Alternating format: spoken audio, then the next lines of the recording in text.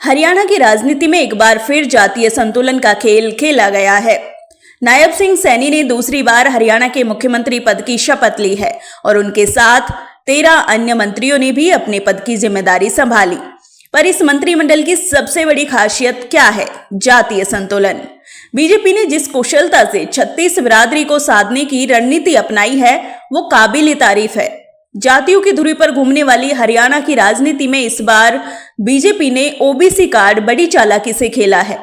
सैनी के मंत्रिमंडल में 50% ओबीसी मंत्री शामिल हैं, यानी 7 मंत्री।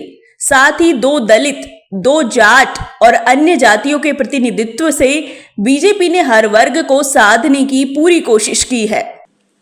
पर क्या ये केवल संतुलन साधने का खेल है या जातियों को लामबंद करने की एक लंबी रणनीति? हरियाणा में ये कदम बीजेपी की गहरी सोच और राजनीतिक कुशलता को दर्शाता है।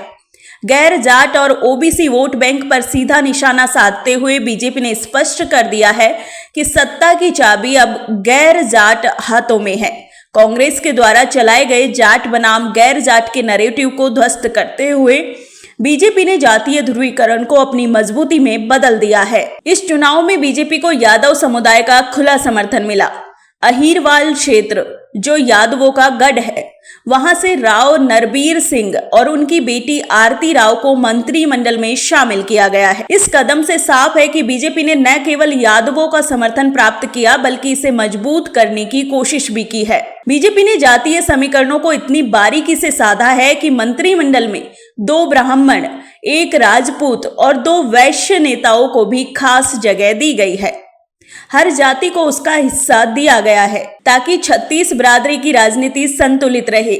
मुख्यमंत्री नायब सिंह सैनी खुद ओबीसी हैं और उनके साथ राजेश नागर, रणवीर गंगवा जैसे नेता भी ओबीसी समुदाय से हैं, जो साफ संदेश देता है हरियाणा की राजनीति में अब ओबीसी की ताकत बढ़ रही है। लेकिन सवाल ये है, क्या ये जातीय संतुलन हरियाणा की जनता को सही दिशा में ले जाएगा या फिर ये सिर्फ एक सत्ता बनाए रखने का दाव है? दलित समुदाय की नाराजगी को भी इस मंत्रिमंडल में शांत करने की कोशिश की गई है, जहां कृष्ण लाल पंवार और कृष्ण कुमार बेदी जैसे दलित नेता शामिल किए गए हैं। तो क्या हरियाणा की नई सरकार में ये संतुलन टिकाऊ रहेगा? क्या जातीय समीकरण सत्ता की चाबी बने रहेंगे या फिर ये सिर्फ एक राजनीतिक चाल है? आने वाले दिनों में हरियाणा की राजनीति किस दिशा में जाएगी, ये देखने वाली बात होगी। हरियाणा की सत्ता में जातीय राजनीति का ये संतुलन क्या नया मोड़ लाएगा?